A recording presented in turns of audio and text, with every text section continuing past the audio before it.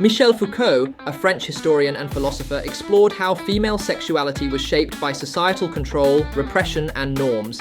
He observed that female sexuality was often seen as mysterious, alluring, and dangerous, controlled by moral codes, medical authorities, and religious doctrine.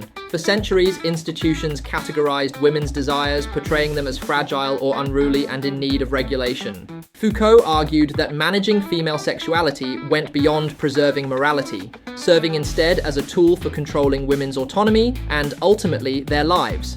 Simone de Beauvoir, a pioneering feminist and philosopher, echoed this in The Second Sex, arguing that male-dominated society constructed myths around female sexuality, defining women as the other, and casting their sexuality as either a service to men or a dangerous temptation. Men were seen as active seekers of desire, while women were passive, their own desires rendered nearly invisible. This positioning of women's sexuality as otherness fed a narrative that restrained, feared, or ignored their agency.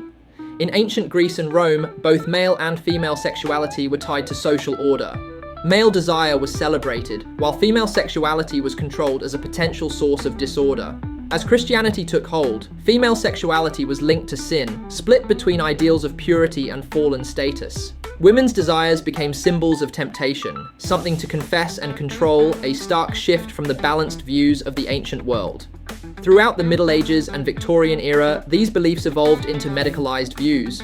Female sexuality was pathologized under diagnoses like hysteria and treated as illness, especially when women's behaviors defied social norms. Medical authorities created a scientia sexualis, a body of sexual knowledge, casting women's desires as deviant if they strayed from the norm.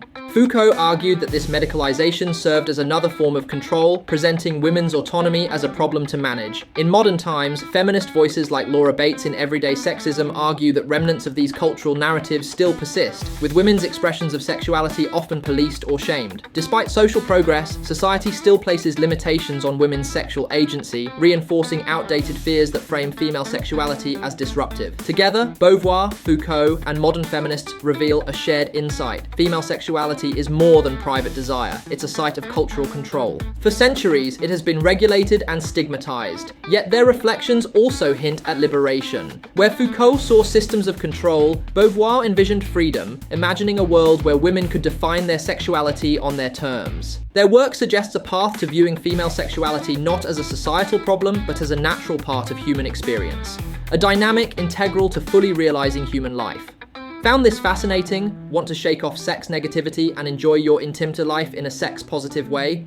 Join us on lifesexplicit.com for unfiltered sex and relationship support and knowledge. Escape the algorithms and follow our Telegram channel. Visit telegram.lifesexplicit.com there to live the life you want and dream of. We'll see you on the other side at lifesexplicit.com.